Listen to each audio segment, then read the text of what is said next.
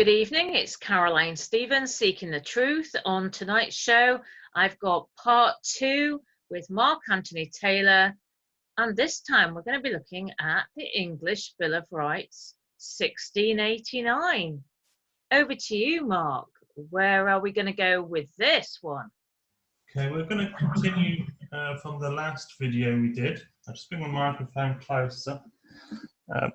Some people have said my voice is a bit boring, so I'm going to hold the microphone very close to my mouth, and I'm going to shout into it to maintain your interest.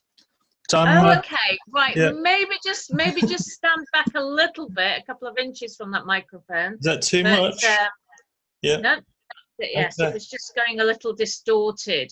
So we were talking yesterday about the banking situation. Yeah.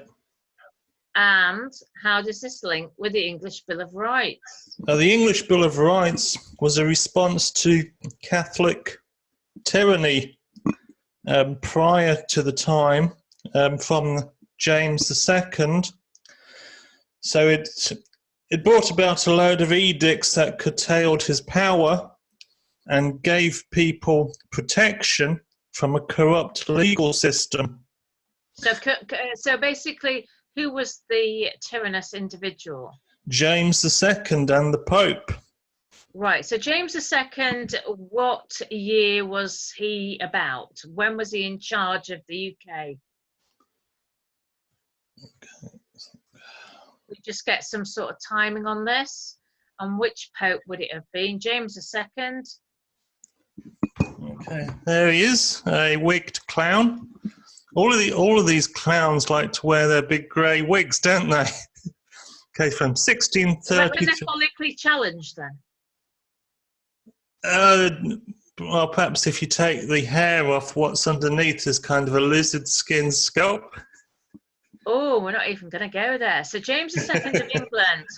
Right, so he was born on the 14th of October, soon be his birthday, was King of England and Ireland from the 6th of February 1685. Okay, and the Bill of Rights was just 4 years later. Now, okay, so he inherited the thrones of England, Ireland and Scotland from his elder brother Charles II. And where does William of Orange come into this then? William of Orange. I'm no expert on the William of Orange. Can you think of a word that rhymes with orange? Why? Are you into poetry?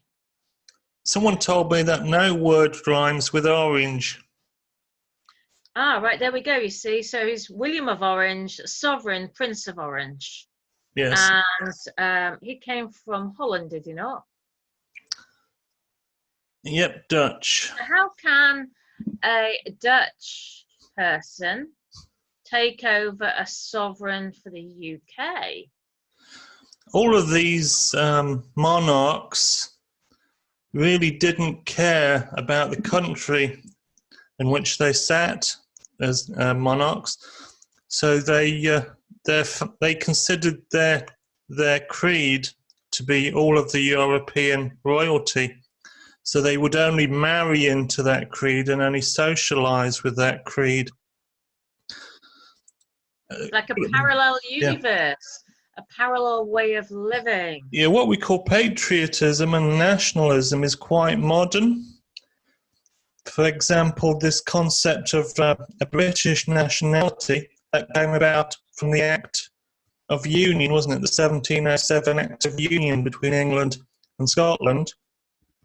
Prior to that, there was no such thing as the British nation. So we were separate countries. Sure, so we wouldn't have thought ourselves as Brits. Just on that point, recently there's been news that Macron... Hold on a sec, I've got grease all over my fingers. Second.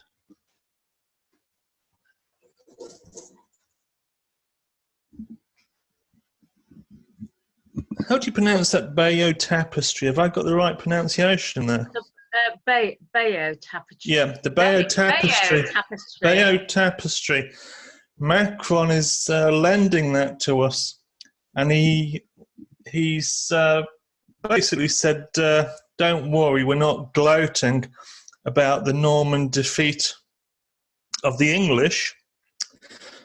If you go back far enough in history, what you'll find is that the ancient Britons were completely wiped out by successive tribes of Romans, the Angles, the Saxons, and later the Vikings and the Normans.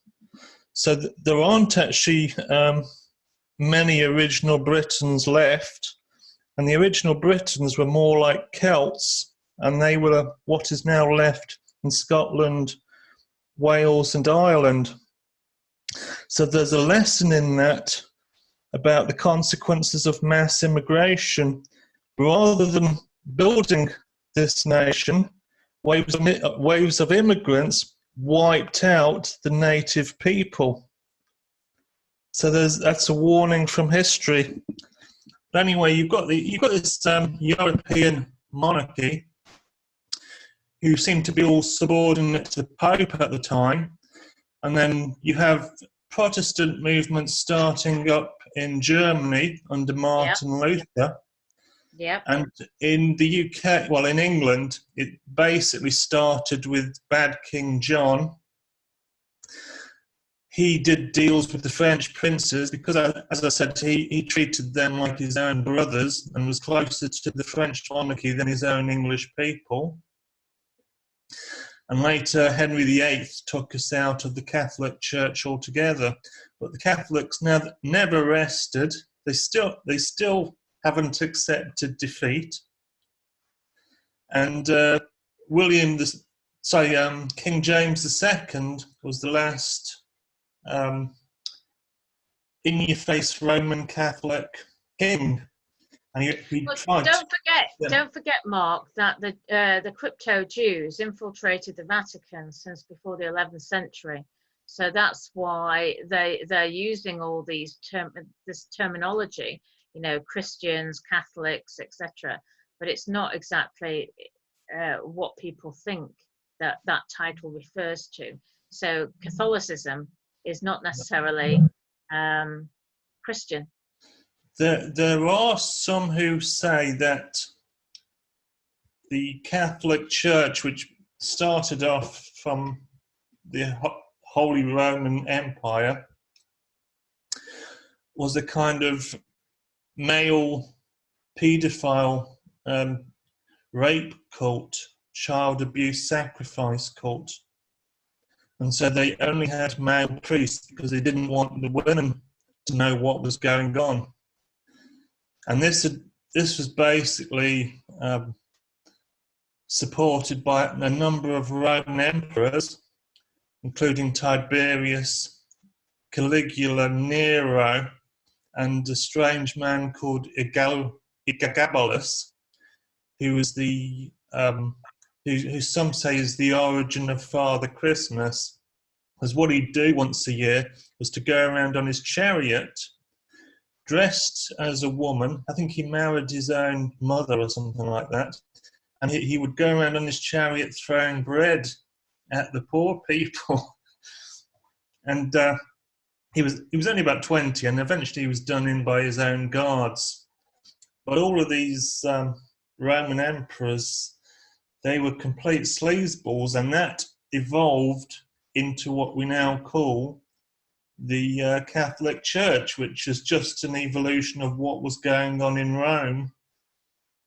And the religions they had in Rome involved sacrificing animals, and the Romans went everywhere and they'd find people who would sacrifice children.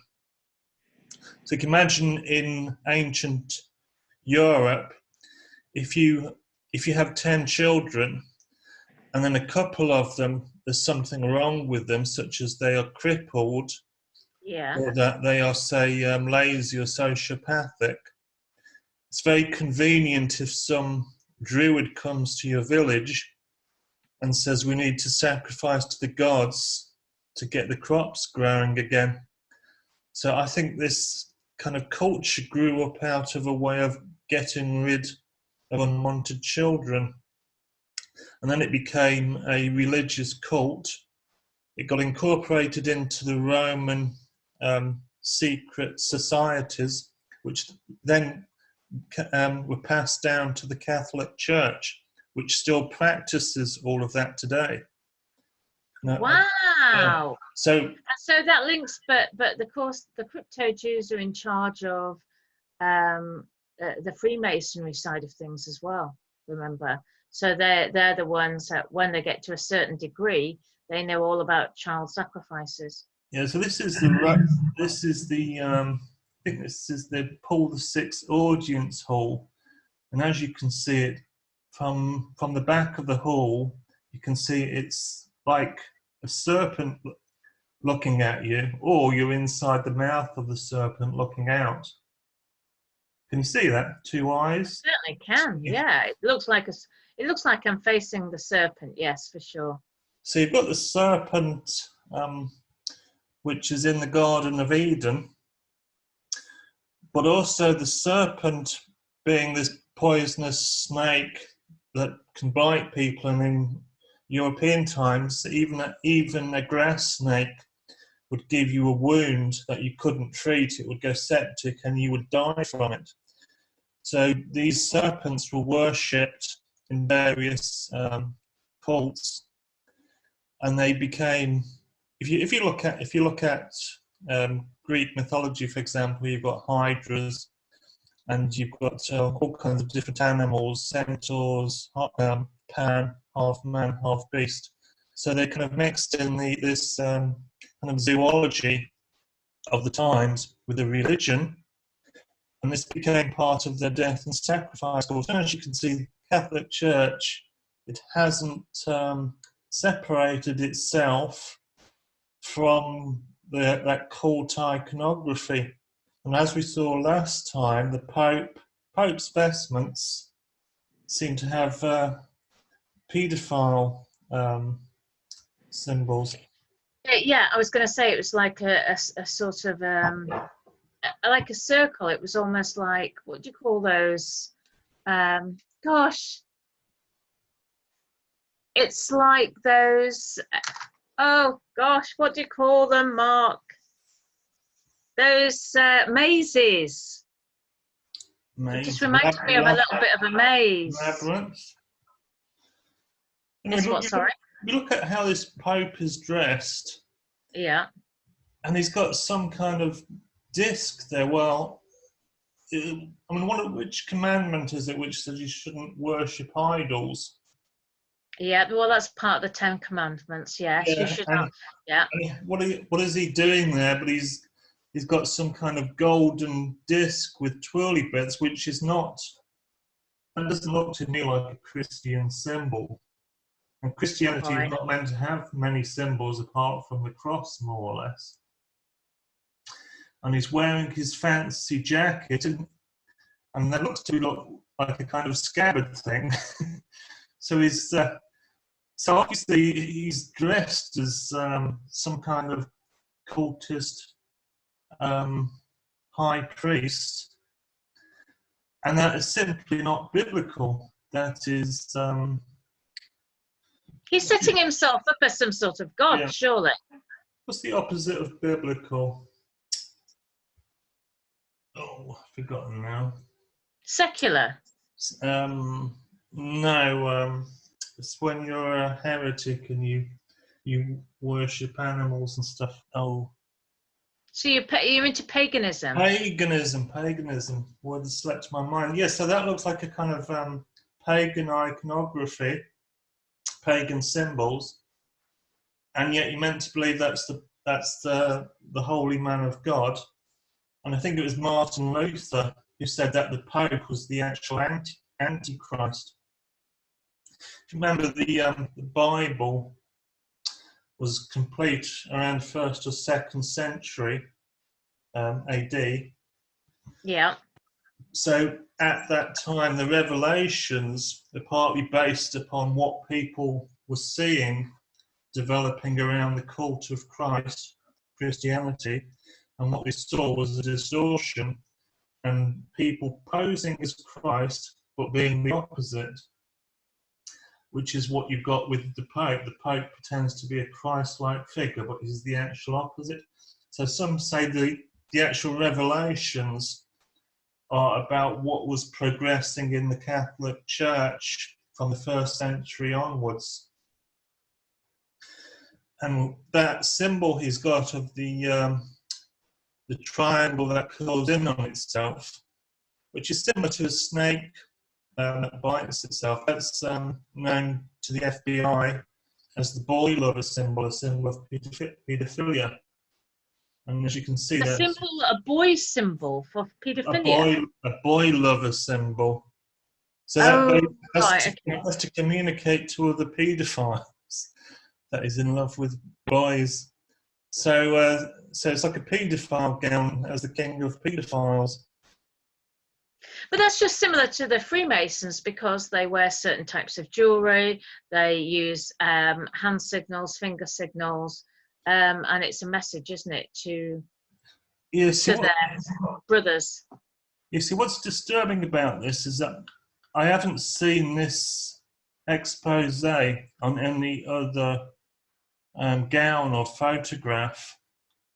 So that suggests that this vestment is new, and the seam masters and the designers knew what they were doing when they were putting the symbol on, because it's come out about Pizzagate that this was the symbol of Comet Ping Pong. If you look at Comet Ping Pong, their logo,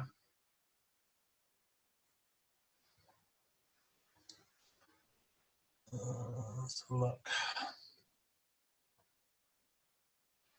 Okay, so and where was Comet Ping Pong again? Was this in Washington or New York? Washington, D.C. So it seems to be a meeting place for elite paedophiles. But you've got this kind of boy lover symbol. And this was well known in 2016. And yet they're going and making this vestment using that same symbol. So it's a bit like the Pope saying he's so powerful, he can take ownership of that symbol, and we, the public, can't do anything. We're the idiots with no power. Well, he's wrong then, isn't he? Yeah. So anyway, you've got this Catholic death and child rape cult, and all of the revelations about Catholic paedophiles that have emerged in America, in Ireland, in this country even, with such as Father Higgins, Father Higgins, who was whose crimes were the person who helped to cover up those crimes was the former head of GCHQ. Was he? Yeah. Let's have a look. So Father Higgins. Did you say Father Higgins? Father Higgins, Robert Hannigan, HGCHQ. Right, Robert Hannigan. Let's have a look.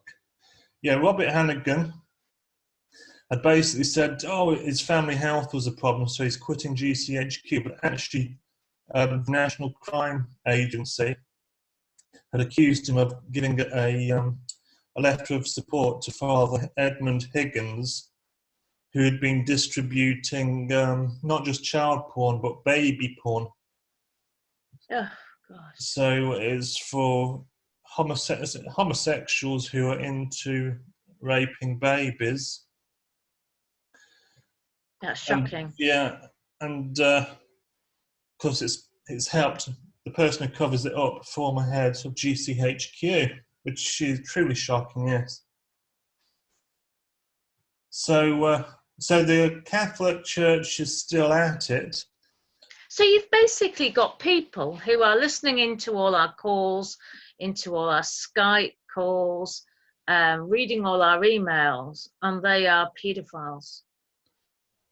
Well, their bosses are certainly that way. I mean, the former head of one of the former heads of MI6 was a paedophile, wasn't he? Was it right. Hayes, was it? Let's have a look. What happened to him then? MI6 Hayes. I think.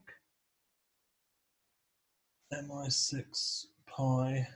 Is it Hayes or Haynes? Oh, looks like someone's created an MI6 phone just to gum up the Google search. Isn't that good? So you can't even search for MI6 without 100 articles of a mobile phone appearing.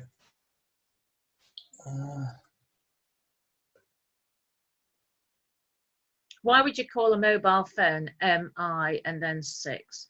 What does the MI actually stand for then? Well, it's probably probably MI6, and basically tell that telephone company will give you a few million if you add this into your name, so that it complicates search results. Okay, so this is it. Right, so basically, if you just went back a minute, the paedophile information exchange was a group that allegedly has disbanded. Yeah, it's for advocating lowering the age of consent.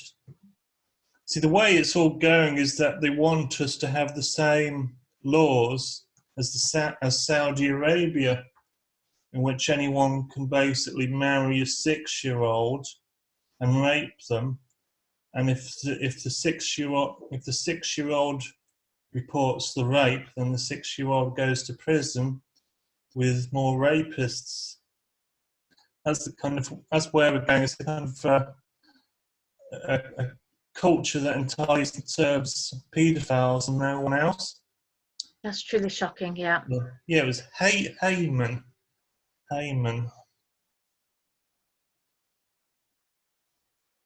Peter Heyman. We were going to do the English Bill of Rights, but this is as fun as anything else. Yeah, Peter Heyman doesn't tell you much about his personal life because he was one of the bosses of MI6. Named in the House of Commons as a paedophile by Geoffrey Dickens, MP. Under parliamentary privilege. Middle name is Telford, which probably means he was born posh. It's funny how many of these posh people are into this kind of thing, as if being posh, being rich is a kind of paedophile club. Well, I guess being called Hey Man, many of the crypto Jews have the name man at the end of their name, don't they? He does look a bit like Robert Maxwell. Yes, yes. Same eyebrows, they go up. Oh, they've even virtually got the same birthday. One's born 10th of June, the other one's born 14th of June. Maybe the twin brothers, I don't know. Different years. Right, okay. So we're talking about the paedophile information exchange. Shall we go back? How are we going to link that with the Bill of Rights now? So we're going back to James II of England. Okay, James II. Well, we'll probably not go into the history of him because it probably won't be of much interest to most of your audience. So I'm not an expert on that part of history.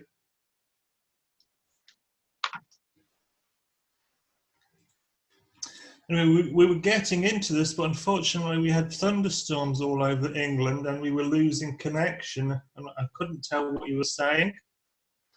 So, no, and your voice was breaking up last night as well, but you've obviously produced the part 1. Well, it's recording my end, so even if I lose connection, it still records everything fairly perfectly this side. But what I said was that the main thing that the Bill of Rights gave us was the right to bear arms, and in particular it gave the Protestants the right to bear arms because the judges were under the control of the Catholic King, James II, and the judges refused to enforce the law against the Catholics, so they could basically do what they want with guns and no one would prosecute them. But if you were a Protestant, the law would come down on you like a ton of bricks. So what the Protestant Parliament did was to say, we'll circumvent that by creating something called a right which has a higher legal standing than the edict of a judge, and will give Protestants alone the right to bear arms. So that tells us what rights are all about. Rights are a way of politicians giving us a legal protection from mischievous judges who've always had too much power and who are used by the king to arbitrarily confiscate money and property into the king's domain. And if you look at the English Bill of Rights, you'll also see that there's rights in there that protect property. Let's have a look through this. The first few things in the English Bill of Rights were basically taking power away from the king. So they banned a special religious court that the king could hold, making it illegal. They banned the king being able to levy taxes independently of Parliament. It gives the right of subjects to petition the king, and prosecutions for such petitioning are illegal. So what would happen, I guess, is that someone would ask something of the king, and then someone else, some lordling, would say, I don't like you asking that question, so I'm going to put you in jail. So what we have now is that people can have gagging orders and restraining orders on them.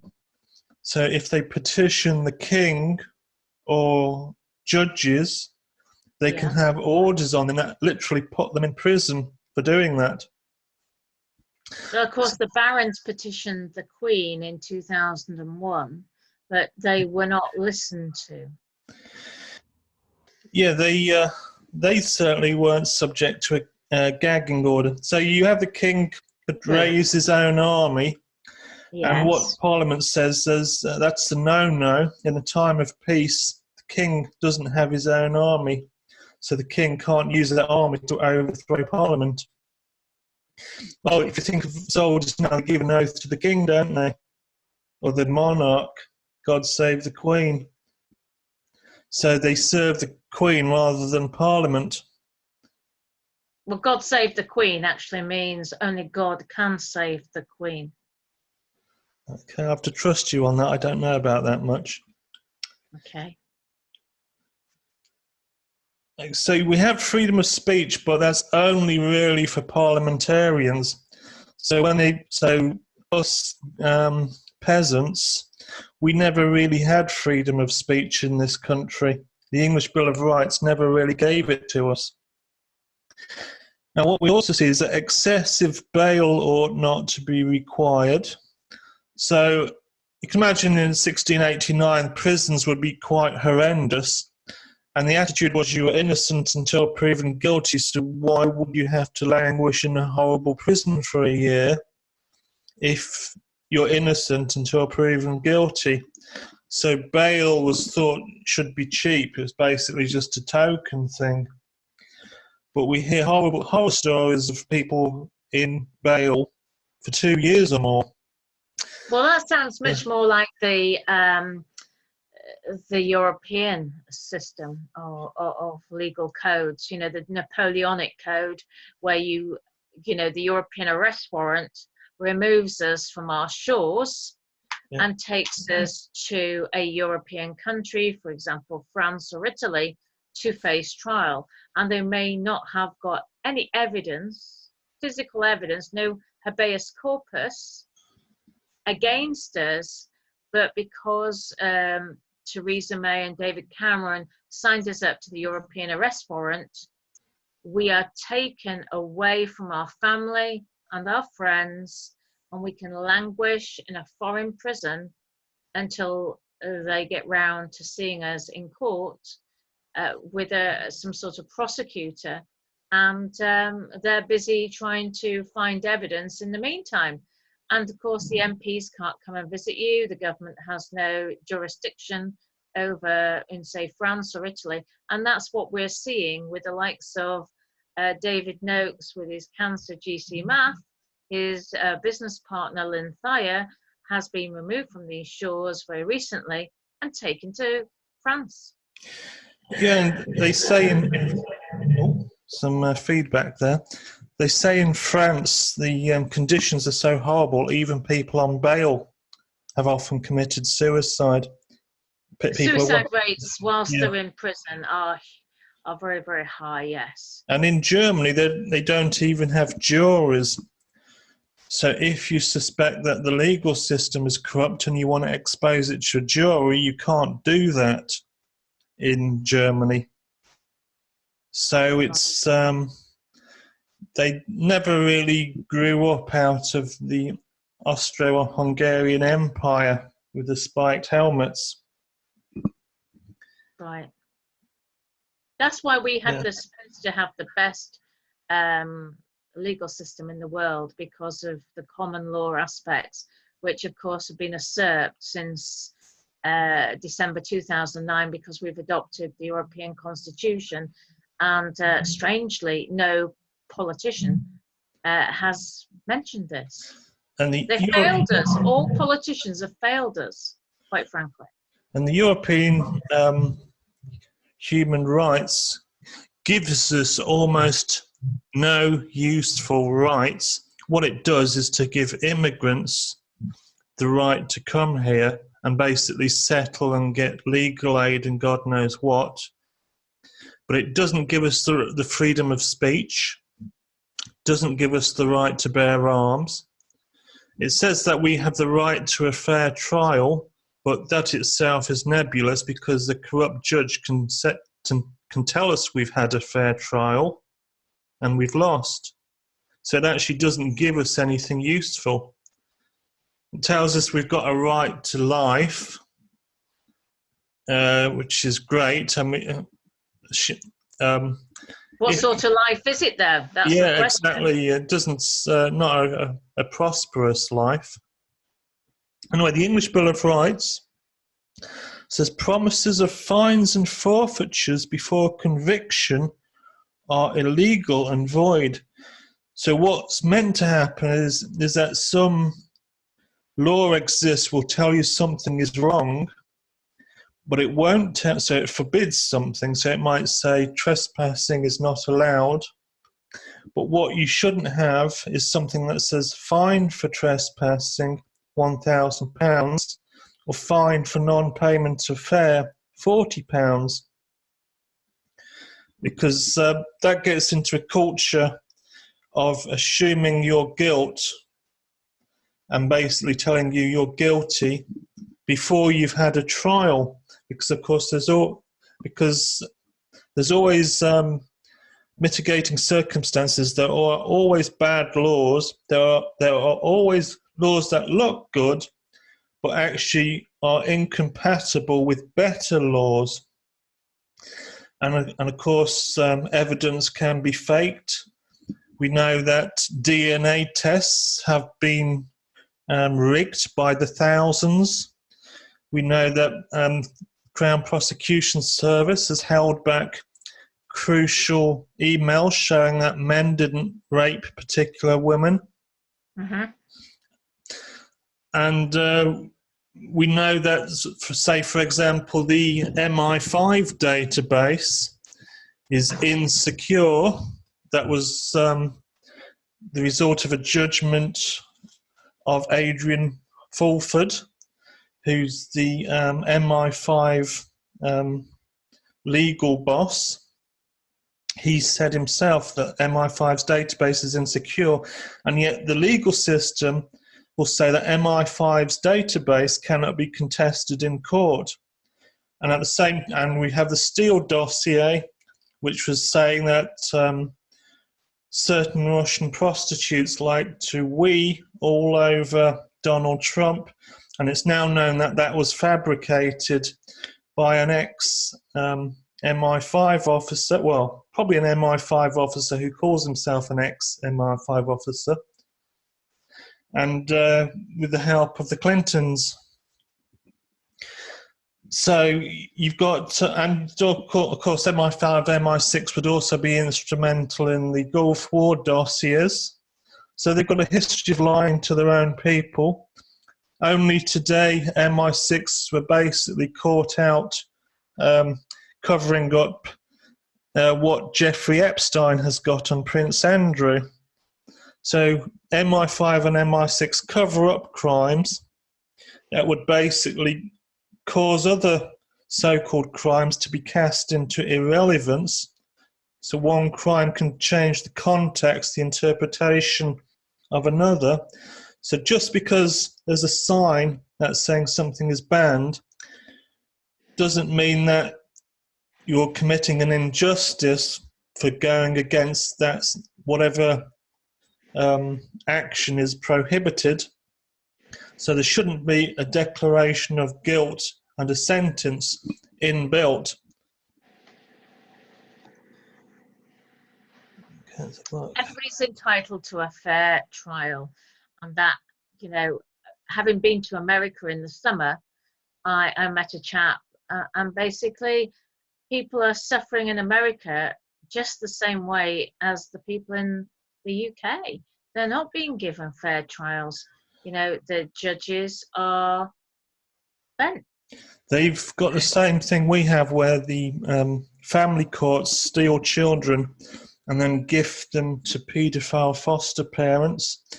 And the legal services know that the children are being abused, but do nothing. So it looks like child trafficking is built into the system. It is. Right, let's have a look. So what else have we got?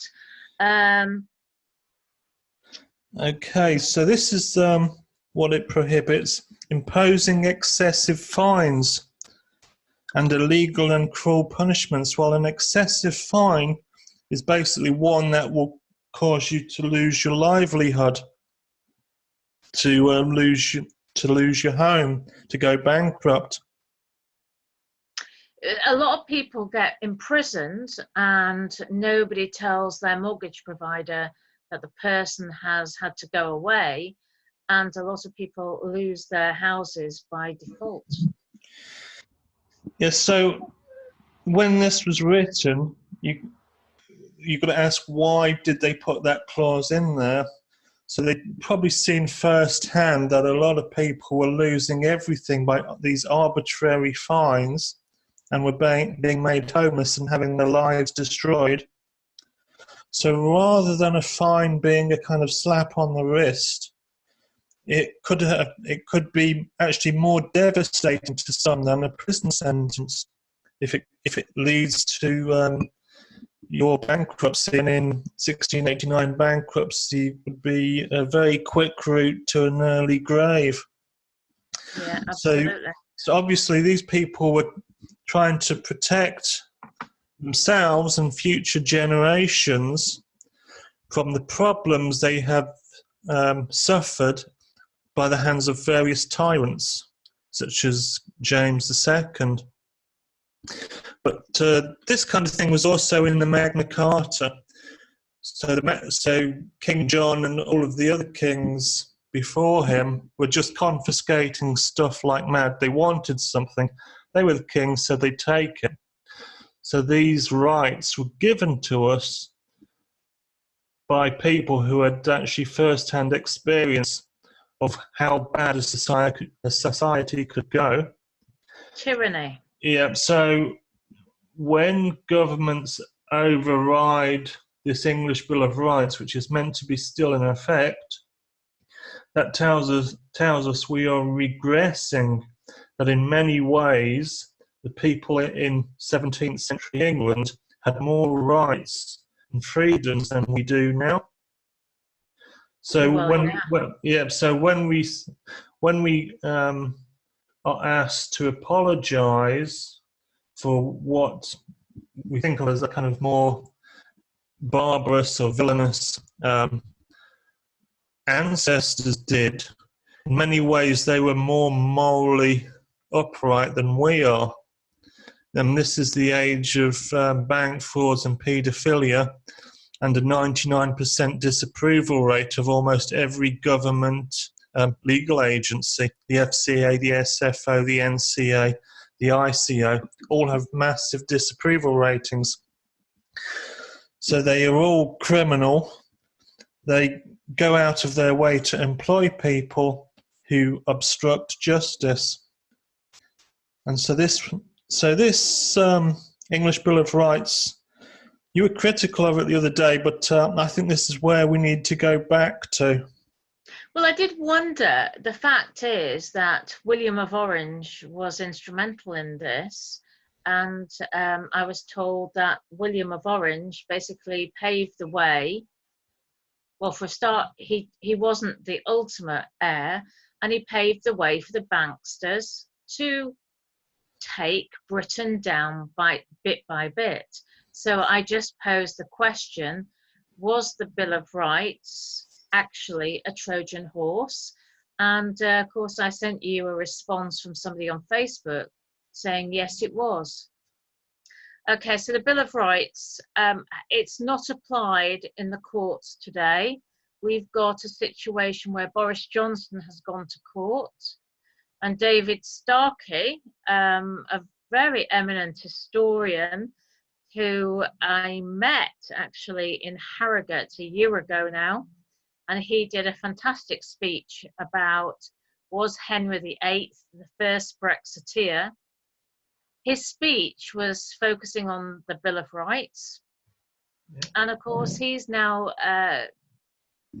been mentioned quite extensively in the press. He's written articles for the Telegraph and so forth, saying, why isn't Boris Johnson using the Bill of Rights of 1689 to help us escape the clutches of the tyrannous European Union? I don't think the English Bill of Rights is essential to do that. I mean, the EU was entirely it was a criminal enterprise to begin with. I mean, it brought us into the fold by blackmailing Ted Heath, who they knew had been raping and killing children. So the German intelligence had the dirt on him. Yeah, there were lots of rumours of the two-way mirrors. He was a German agent who he frequented certain types of shops in Germany, and I guess the special agencies would have seen what he was up to behind these two-way mirrors.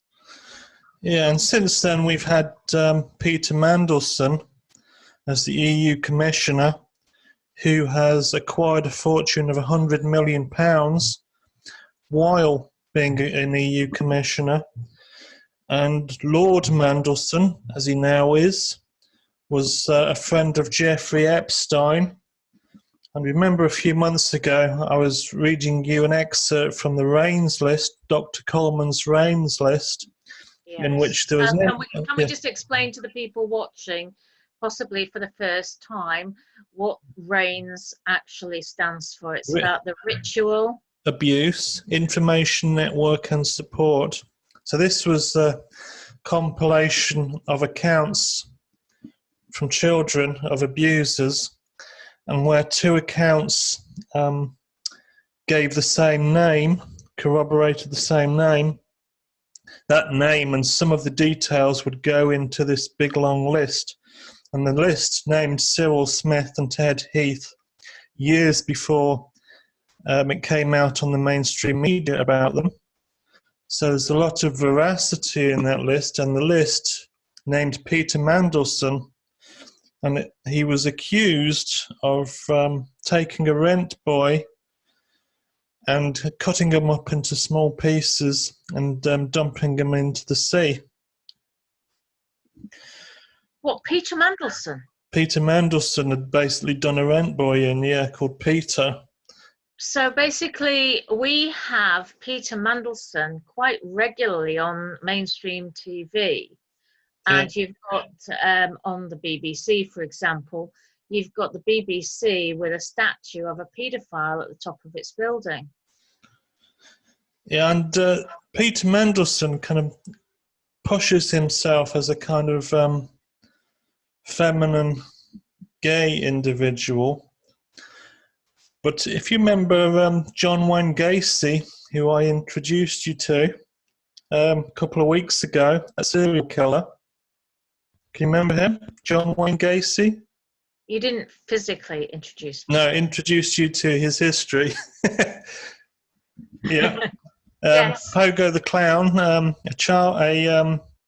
well, he was also a homosexual who had strangled and suffocated a number of young men. But Oh, the yeah, Pisces from America. yeah, and he, in his youth, he was known to be a little bit feminine. So just because you've got a homosexual who's feminine doesn't necessarily mean that they've got a submissive sexuality. Like you could easily have the same personality traits as John Wayne Gacy. So I think Peter Mandelson is a bit of a John Podesta character. So he's in politics, so he's doing children, and they promote him to the top of the tree. Makes you wonder what MI6 is doing, doesn't it? When MI6 say they're worried about what Epstein had on Prince Andrew, and Epstein had 11 and 12-year-old girls on his island. Makes you wonder what kind of entertainment he thought up for Peter Mandelson. Well, I guess when you say what are MI6 doing, I guess they're listening to this conversation now. I hope it teaches them a thing or two. I mean, it's time to open the archives and publish it on the web. Yeah, absolutely. I mean, I do hope there are good MI6 officers out there. Some, well, hopefully. There must surely be somebody that is prepared to step up to the plate now. Can they live with this on their conscience to their grave?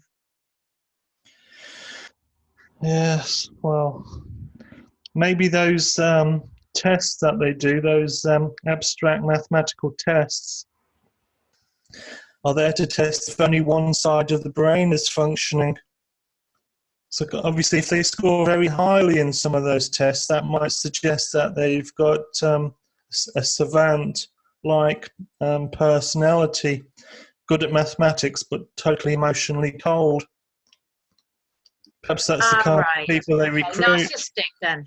That would be the lack of empathy. Lacking of all emotion. Yeah. You know, maybe be a killer, then. Maybe that's what the IQ tests are for. Maybe it's not to test intelligence, but one-sidedness in the brain. Who knows? Oh, I never thought about that.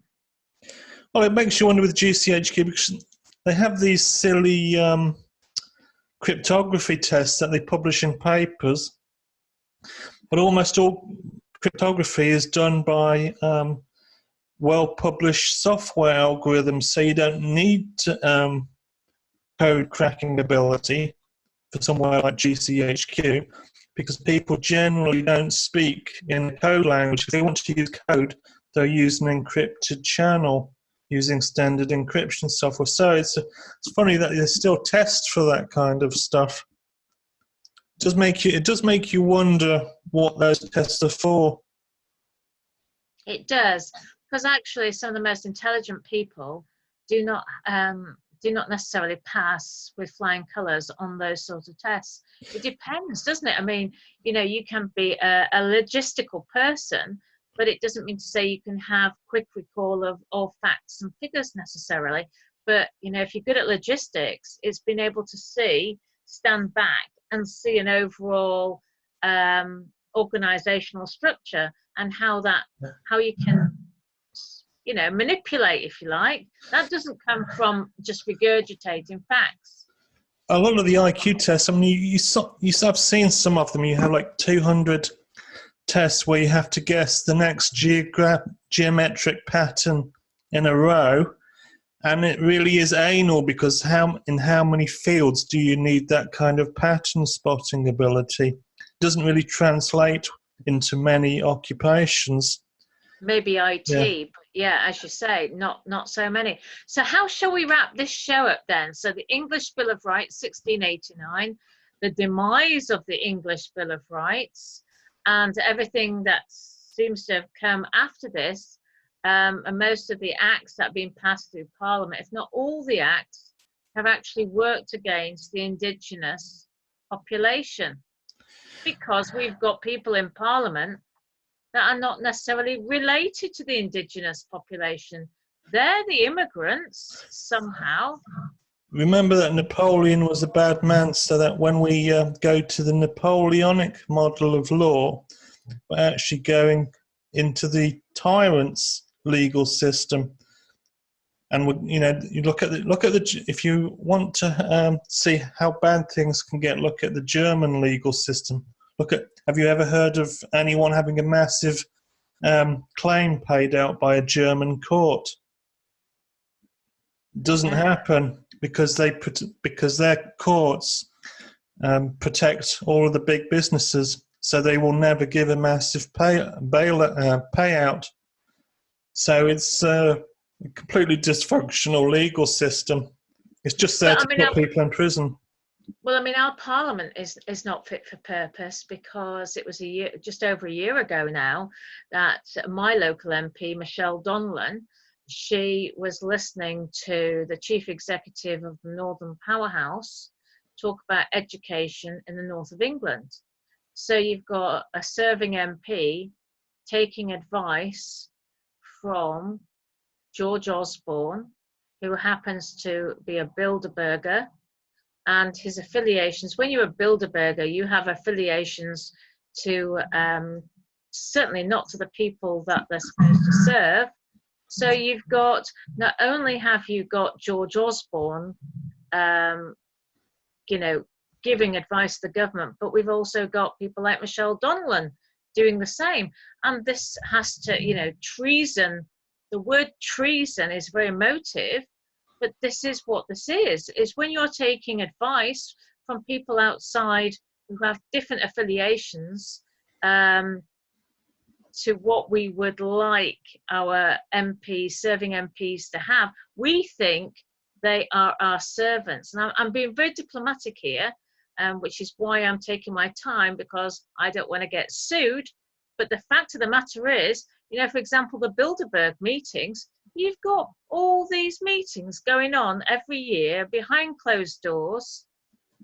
You've had Tom Tugendhat, an MP from Kent, who has Jewish, German affiliations, I believe, because his uncle was in the European Commission. He's invited to the Bilderberger meeting. You've got the other Jew, Azalea, who we just said, who's in charge of UNESCO. Another Jew, one of the most important Jews in the world. This is, it's like a parallel universe, a parallel legal system. The maritime system is, again, it's a Talmudic maritime system, but people say, oh, it's, we're spending money in the courts of law and then wondering why we're not getting justice, because it's the banksters that are behind all of this. And no doubt that there's someone behind the banksters, some arch oligarch. Absolutely, absolutely. I mean, who do you think Corbyn is? And his brother, is Piers Corbyn. He's saying some really good stuff about climate change, but we are understanding now, I think a lot of people understand, whether Piers Corbyn came into the arena or not, that we know that man-made climate change is a myth, a story propagated by the likes of George Soros and people who fund George Soros, because there has to be somebody behind him. For younger viewers, when I was 13, my geography teacher told the class that by the time I was 30, which would be the year 2000, the oceans would have risen 150 meters. And I remember looking on a map of England, looking for somewhere to live that was higher than 150 meters above sea level. Well, 2000 came and went. The oceans had not risen 1 millimeter. Now, you might have heard some scientists say, oh, the oceans have risen a few centimeters in the past 20 or 30 years. Yeah. Consider how you would try to measure that. If you try and measure that with satellites, all a satellite gives you is the surface of the ocean. You can't tell by looking at the surface of the ocean how high sea level is. You don't get that information from a satellite scan. The satellites can only see a few inches into the sea. Okay, there are some that will see reefs and whatever in clear sea, but that really doesn't give you a depth reading. So the only way you do it is by taking a weight on a piece of string. You sail into the middle of the sea, you let the weight go, when it touches the bottom, you mark on the string what that depth is, you pull it up, and then you try again 30 years later. And they would have you believe that the wet piece of string 30 years ago is 8 centimetres or whatever above the wet piece of string now. Well, to me, that is a crackpot quackery. It's a pack of lies. So well, I don't you remember think, statistics is nothing like statistics, damn lies, and more and all that. statistics. Yeah, Absolutely. they actually Lies, damn lies, and statistics. They Or don't actually. Yeah. you can fudge anything. Let's be honest. Well, they start with damn lies. They use that to generate some numbers, and they pump that into some statistics and generate some more damn lies. So that's what they're doing. If the temperature of the atmosphere has increased over 30 years, then the temperature of the ocean would have increased. That would have melted the ice.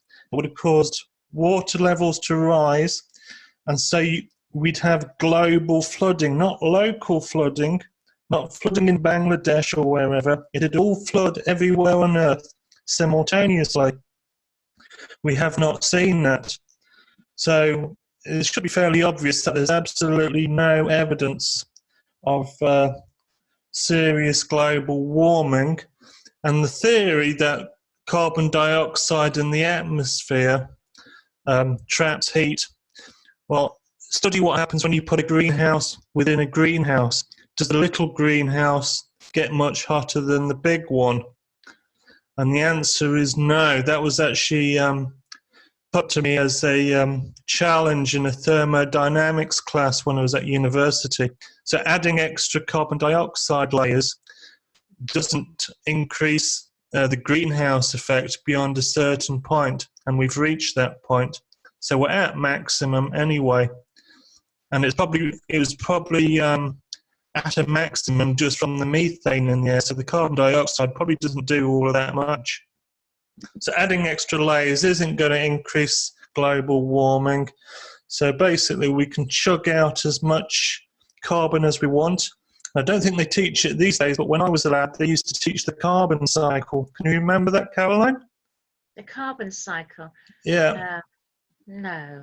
You ingest. Yes. Yeah. With the plants and the arrows going from one side to the other, and then the arrow going the other way. Is that what you're on about? Yeah, the faster you churn out carbon dioxide, the faster it's assimilated by the other life forms on the planet into carbon-based life forms. So what you do, so the carbon doesn't stay there forever, and it goes to making the countryside more lush, improves vegetation. So global warming is as far as I can tell, it's a big fraud, and there are documents leaked for years now that show it's been a fraud. So I don't believe a word of it. Neither do I. So that ends the show for tonight. So Mark, thank you so much for explaining about corruption, English Bill of Rights, and I welcome you to do another show sometime. Okay, thank you, Caroline. Okay, cheers. And I'd like to say thank you to everybody at home for listening to the show. This has been Caroline Stevens Seeking the Truth with Mark Anthony Taylor, also known as @Shireman on Twitter. Please do look him up. And I look forward to welcoming you all again soon to another show. Goodbye for now. Okay, and I'll just end by saying, if you find my voice a bit boring, please post a constructive comment on how I can improve it. Thank you.